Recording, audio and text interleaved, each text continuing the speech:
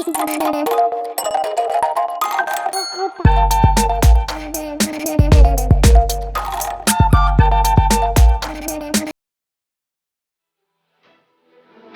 water is the most essential element of survival.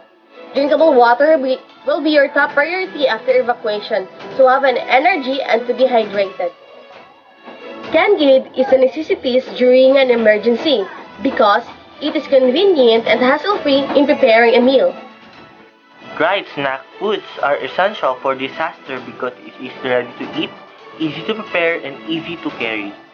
During disaster, electric supply would be dead and batteries mainly provide backup power during a power outage. This radio is used in keeping us up to date to receive weather alerts, community guidelines, and essential bulletins. These blankets are normally used for bed and sleeping areas to keep body warm. Anything you use for cleaning or grooming yourself is a toiletry, which includes toothbrush, toothpaste, soap, shampoo, pads, tissues, deodorant, and ointment. These clothes are very important when it comes an emergency because it helps you to keep your body warm and also to avoid sickness. Medicine is important in emergency kit. It encompasses relief of pain and suffering, the promotion of health, and prevention of the diseases.